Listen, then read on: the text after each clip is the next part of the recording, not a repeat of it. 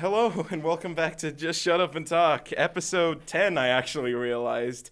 Very special episode because, well, we're starting off the first of what I'm dubbing Just Shut Up and Talk 2.0, where I updated it to have 3 different sections. That way me and my guest hosts, or hosts depending on who shows up, decide to just talk about anything we can find out about each other or whatever. And today I have a special guest host. She is a very popular Instagram musician. She also is the first planned out female co-host of the podcast. And also she is the founder of the Pedro Pascal Fan Museum. Would you go ahead and introduce yourself? Hi everybody, my name's Isla. Just today we're going to be talking about fun stories about each other. I'm going to see if I can turn the phone around, that way you can be picked up more. And first section, of course, I'm going to start off with just general stories, just like what happened to you recently, any interesting fun facts, or just any past stories from times long by. The music room, of course. Oh, God, the music. I feel like if we're talking about the music room, we're going to have to discuss the famous Sweet Child of PTSD. That song can never be listened to in the same way ever again. It's like you were standing there and you were like, oh my God, please play it. Please. It was the same riff played over and over again that just was never right. And then they would get to a certain point and it just get messed up and there was... Yeah, it was just a tragic time. You were just like, oh my God, please, please, please. Just one song to work. That's the first song we'd managed to play majority of the full way through, and it just... Yeah. I just remember there was a brief point where they actually started playing it right, and then all of a sudden, me and you were just standing there like, what are we supposed to do? And Daniel gave out to us like, what do you sing? I know, because it was the thing as well, it was like, they were playing it right, and then I was like off in my own wee world in a daydream. And you thought... I was like sitting there, and then they turned around to me and they were looking at me, and I didn't realise they wanted me to sing, and they did, and I was just in my own world. And that was the first time they played it good. Yeah, I think the only time we actually got through a full song when we were doing that, apart from Sweet Child of Mine, was... What was it? We done Hit the Road Jack. Hit the Road Jack. I remember you got me to sing the low parts in that. That was also a song that cannot be listened to again because it's just so embedded in my mind now. Like, yeah, I feel like those songs from the music. It's like another song from the music room. We done Beat It. Me, Daniel, Dylan, and Logan. We are now scarred of that song. It's so bad. I was planning on saving this section for the news, but then I was just like, you know what? I might as well, just for the fun of it, since we're on about the music room group. How do you feel about most of the music room group now joining Frown? That's such an interesting one. Not at all what I would have expected, to be honest, but hope for the best, see what they do. I mean, Dylan's joined it. I'm calling it Frown Reborn, the new Reborn saga. I know, it'll be really interesting to see kind of what they do. Dylan's trying to pitch they redo Peace World. Honestly, I would be interested to hear it. But the thing is, they also said that they were never 100% sold on Peace World to begin with, so redoing it. I mean, I'm hopefully going to get a second interview with them. They were vouching for it. They wanted it the other day. They were saying that they need to get the new and improved Frown on the podcast. The only one I'm not sure if he'd come on is Dylan, because Dylan's even though Dylan's a good mate of mine, I'm gonna hand it to him. He's brilliant. He's a chill dude, but he's just like he's not so sure on the podcast. So I've had to try and convince him like 5 billion times, but then I'm just like, nah, I'll leave it for now. Yeah, I get you. Yeah, I feel like another story.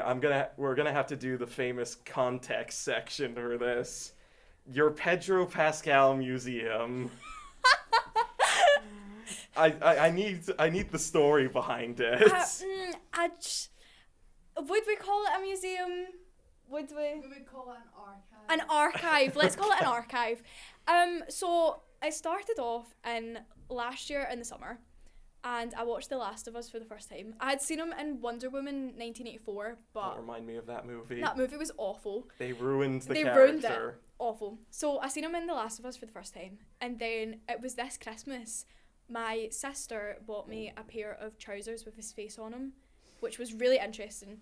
And then her boyfriend, along with that, bought me a cardboard cutout of him as well, which is just in my room.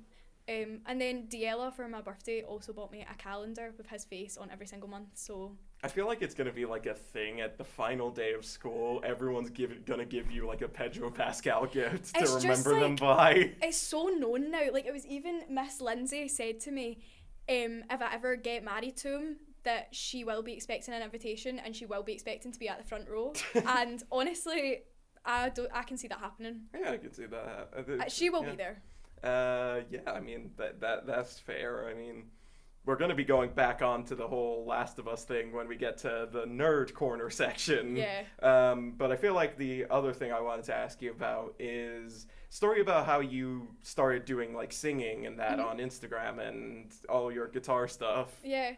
So I sung like majority of my life. Like, that was no like new thing. But guitar I started when I was a kid, and then like kind of fell off of it because it was just like too much commitment for like a child, like to focus on one thing. Like, I would go in and I would just talk.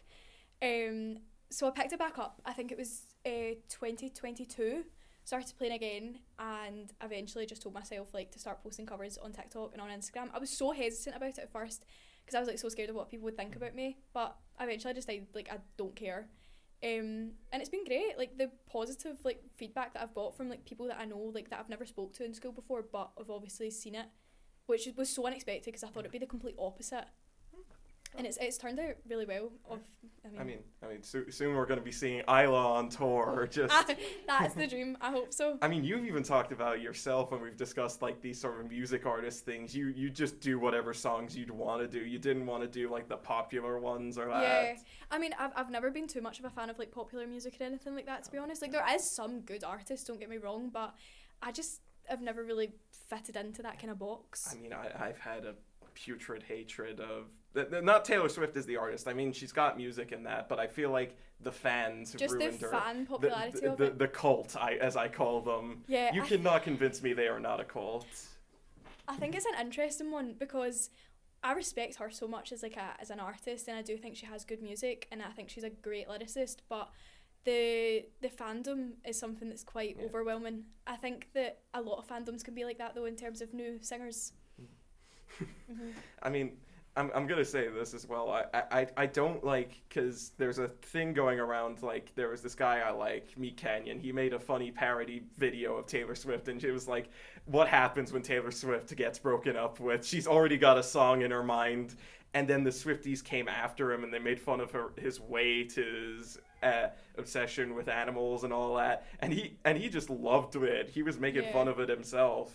I think to have an opinion on an artist doesn't mean that you hate them. You can say stuff about people. It doesn't mean that you hate them or anything like that. I mean, you need to separate art from an artist sometimes because there's so many artists that I love so much, but they're not good people. And it's obviously been found out about that now. But it's the same thing with her. You can like her as a person, or you can like her music, but it doesn't mean that you have to overindulge into her.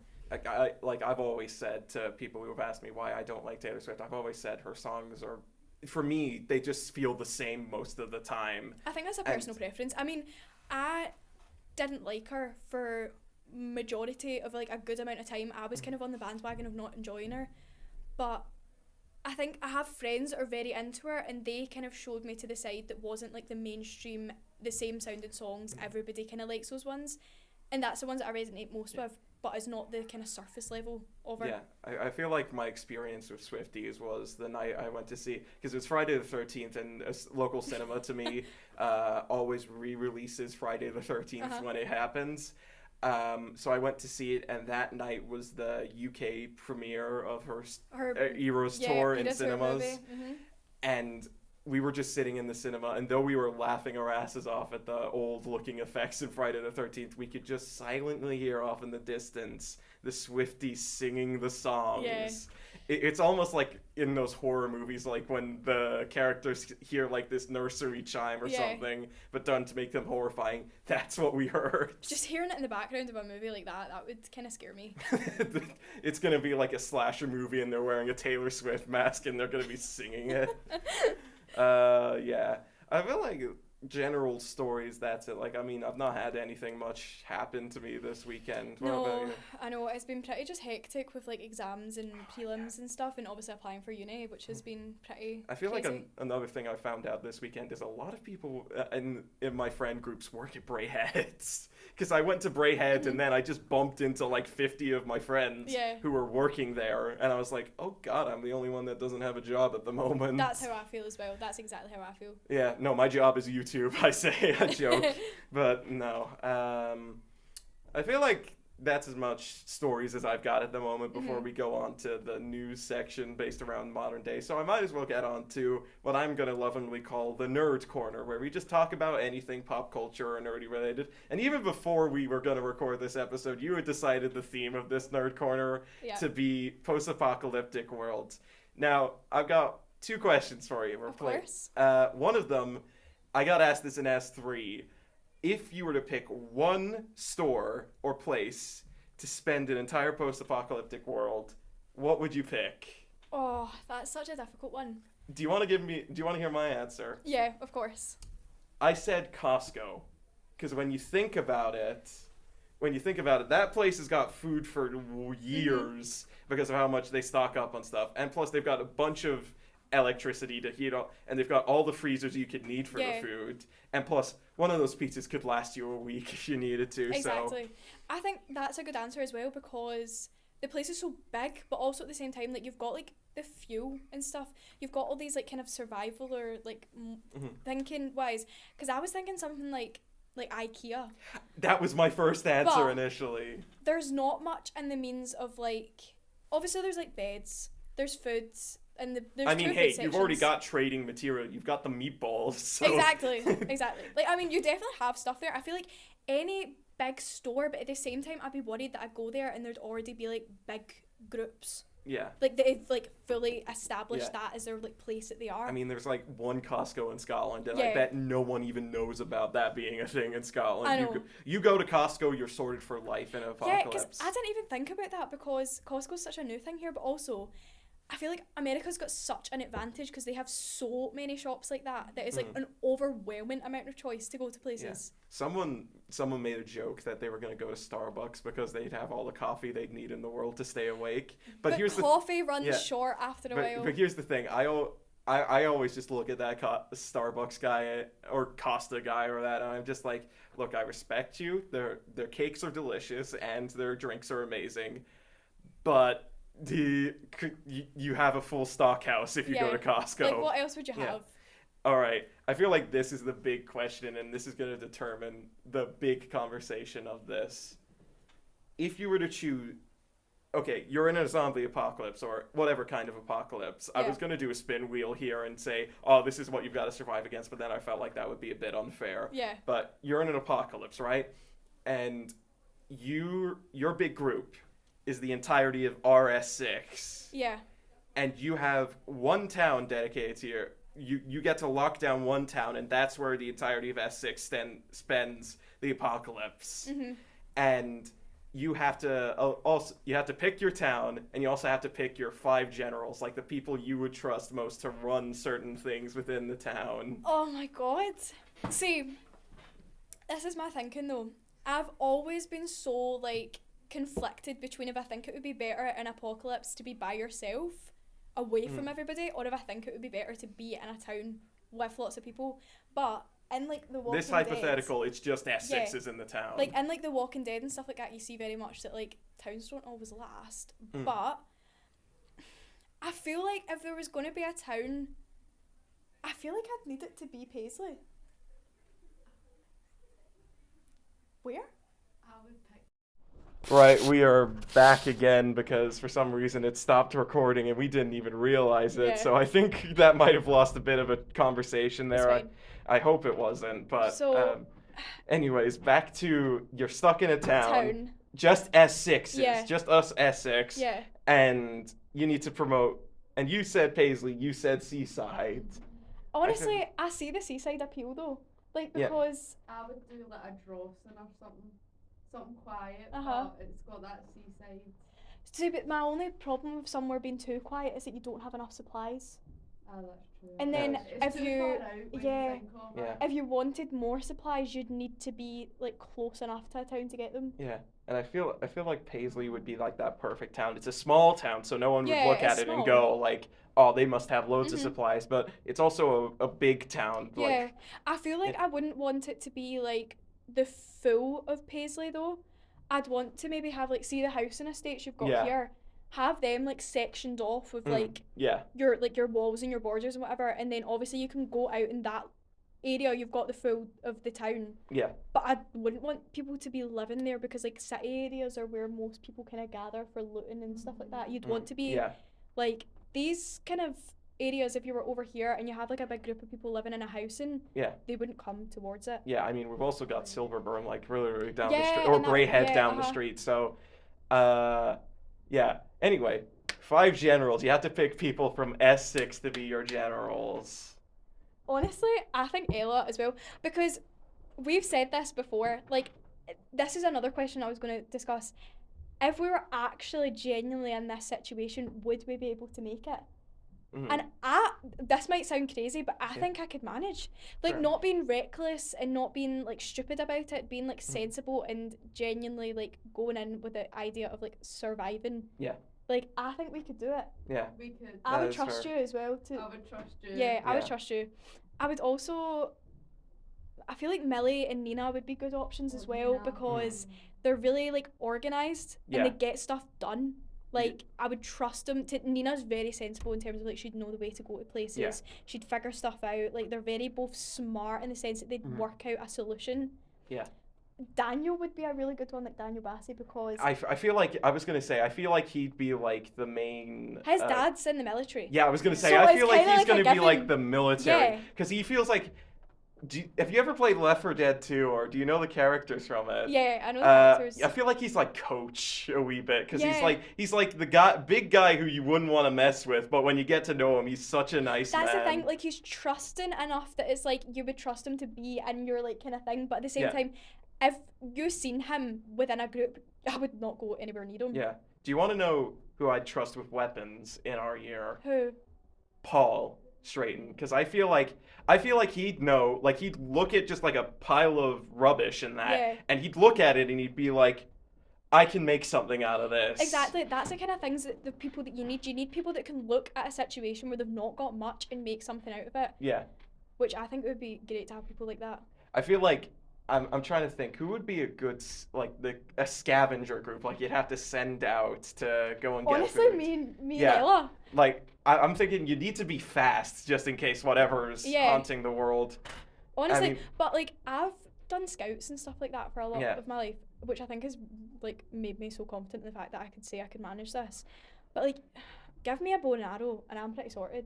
Oh, no, like, Give me a bow and arrow, give me an axe, I'm sorted. Like, cause Aidan was saying about this as well, and when he comes on and we talk Yeah. about this with him, he'll vouch for this. But about like where you would go and like what you would do, because we were talking about like if you were somewhere and you needed a power supply and you weren't in a city, do you think you could be able to like fit your own solar panels? Like do you think you could manage to figure it out? I feel like actually I'd vote for Aiden to be like one of the main leaders in the group because I feel like he'd have an idea of what he's doing. He'd be like, right, I you feel go like- there, you go there, Yeah, you. he's pretty civil as well. Like he agrees with a lot of people and he'll take Yeah. considerations into things.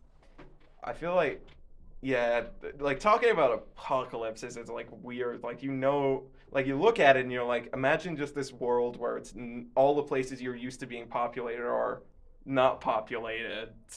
Some part of me would think it would be quite comforting. Like, not in the sense of, like, that sounds... You're gonna hear clickers That everywhere. sounds crazy, but when you're walking about in the world of, like, The Last of Us and nothing's going on, it's just, like, you and the world, it's so nice to see, like, nature, like, reclaiming, like, somewhere.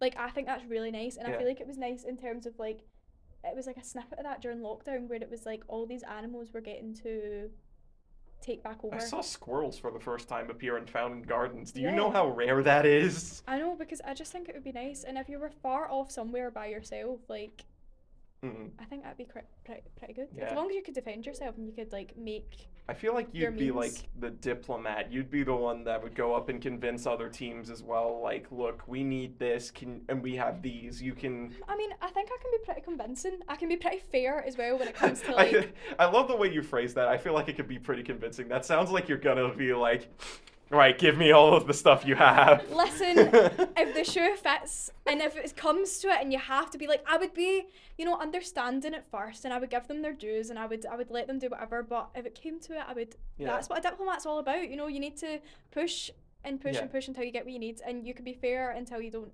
There's not an I feel option. like I don't know who in our year, they develop into a sort of Negan character. Like someone in our year would go a bit nuts when the apocalypse, because they think they'd have all the Yeah, power in the That's world. the thing, is like the power hungry people are so scary, but you never know who's going to end up like that. It's like it's like a fight or flight. You either become like power hungry like that Yeah. to get what you need, or you like... Could you imagine Dylan Walker being like that? Just no. Dylan would be the chill guy. Like he'd be the guy you'd come and get supplies from. Like he'd be in a store and he'd just have Like some everything little you shack need. Yeah, somewhere. we shack with Dylan in it. He'd be playing his guitar and no. You know what he would be? He would be the guy that has like the cabin that has all the supplies, but he's sitting outside in a Yeah. rocking chair It's with like- his guitar. You know how those people in The Last of Us, it's like the old woman and the old man, and they walk into them and they're like Joel's literally holding a gun at them and they just don't care. Dylan's just gonna be like, so you're holding a gun at me. Like, Who what do you need? cares? Like, what do you What want? do you need? I feel like I'm trying to think who would be the most likely to die in an apocalypse like that. No, I don't. No. I don't think so. I think you'd get by, like, this is gonna sound bad, but like you'd manage to like get your way into like a group Oh, and you'd be safe. I don't know. Who would they want to die? I feel like somebody who would think they could make too much of a peace with another group and it ends up going wrong for them. So someone who's like too sweet and thinks Someone they're who's like good. too sweet and too like trying to bridge together like groups. Mhm. Who do you think? You can't say. I'm only saying this person because I feel like the person is way too nice and way too friendly, but it has to be Jeff. Like he's too Oh, friendly. you No, I feel like he would survive, but at the same time, he has to be like on a really like skeptical like movement like towards what he says to people and like the way he just moves with people. Yeah. Because there's a line where like when you're trying to survive with you being very nice to the point where okay everyone understands like that's just you, and then there's also a line between you being nice to a point where people get suspicious that oh this guy might be here to take stuff. So I feel like if he's not able to like depict between those two like then he would probably be like one of the first people to die. I Yeah. feel like I don't think he would yeah. like die straight away, not I- maybe the first yeah. one. Yeah. I feel like get no. where you're coming I from. feel like Jeff personally, he would be the one that would seem all nice, like when you first meet him in the apocalypse, and he'd help you out in that. But if you wrong him, Jeff will not forget that. Like he will. Do you know what I feel like me and Ella would be really good at doing? We'd What? be really good at acting completely helpless to get in and get what we needed. And then just like you're gonna pull the Puss in Boots on them, yeah, the it would puppy be like eyes. it'd be like the sheep and no the Wolf in sheep's wolf in clothing. sheep's clothing. That'd literally be Yeah. what it was, because I think that's the best way to get around something you need. Which Yeah. sounds crazy, but But like it's what you need to do what you need to do. yeah, you need to Yeah. do what you need to do. There's I mean, no boundaries. That's fair. I feel like, do you know who I think would be like? There's always one person like in a group of people in S6. I feel like there'd always be one person who you'd like once the apocalypse happens, like their entire personality just changes. Yeah. And I feel like that would be Brandon for me. I feel like Brandon. No. Here's the thing. I think Brandon seems like that chill guy you'd always hang around with. But once the apocalypse happens, he'd like have like 5 billion plans running Turns around. into Daryl Dixon. No. But the thing is, I feel like those 5 billion plans would be to protect the persons he's like, I want to protect these people. I don't care about yous. Leave Yeah. my people alone. I feel like everybody's got an element of that inside them though, like in order to like, you would do whatever it Yeah. takes in order to like protect the people that you need to protect. Like, and that's just how it Yeah. is. I feel. Actually, I take back my answer about who'll be the first to die. I think it'll be EJ. Oh, poor EJ. Yeah. Like I'm so sorry. Like no offense. Like I think it's quite nice that he's like chill, but he's just a chill guy. But I feel like that chillness is not going to get him far in an apocalypse. Yeah. That is true. That is true. The chillness is not going to get him far in an apocalypse. Yeah, I feel I've like you. never really seen him like rage or like being so upset to the point where like you can actually see it on his face. Maybe Yeah, just be like, yeah. oh man, this thing you're doing isn't chill. But for him to like actually like stand his ground and be like, oh my gosh, I don't like that. Yeah, like, yeah. I don't Yeah. think I've ever seen like EJ like I feel that. like that's honestly cool. The idea of just S6 grounding See, together that's to. what I wonder about. Like, can you imagine if like an outbreak started and we were all like trapped within the school? Okay, I feel like the ones I'd be like the S6s. I feel like they'd be ready for anything. But I feel like the S1s, because they think they're all hard and they think they're all ready. Sacrifice them. Yeah, sacrifice the children. Ho, ho, ho. Honestly. Yeah. I would actually hate that. And Yeah. obviously, like, I live right around the corner, so I wouldn't be staying here. I'd be finding Yeah. anybody out and I'd be going. I'd need to walk a good chunk of Yeah. distance to get home. So I mean, the only thing that I think of as well is it would be so difficult here because where are you finding a horse? Like, see how in America. Yeah, but the cows are gone now. That's behind me and they're gone. And that's the thing as well.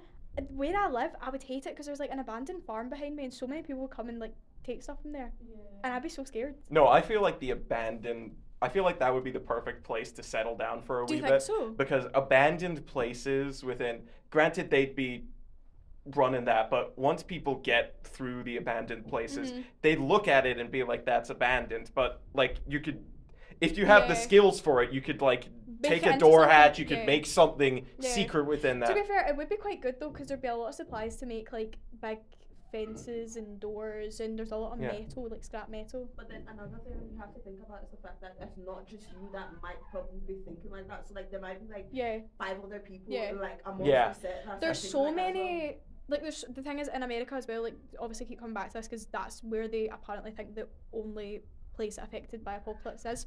But essentially Unless you're 28 days I later. know, but in America there's so much open vast land which is good Hmm. because in places like Scotland obviously you've got the Highlands and stuff like that but it takes time to get there Yeah.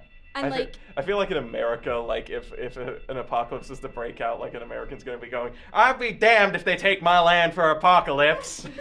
I'd rather be in America when an apocalypse happened. Yeah. Even if I was like Scottish, like I'd rather be there. Yeah. Yeah, I they have like I don't know if this is like wrong to say, but I feel like when I look at America, I see way more like resources and like supplies Yeah. than here, where it's like more closed off. And take for example now in Scotland, the only Costco you can get in Scotland is all the way in Glasgow, and it's not like a place where like it's so open. You have to like go really into the depths of Glasgow to like get there. Yeah. Like, you get what I mean? So I feel like, but in America, it's like you can go from this point to this point in less than an hour, and you've got Costco, or you can go from this point to this point in like Yeah. like 45 minutes. It's and like you've got you this. can choose where you want to be. Oh, Yeah. sugar.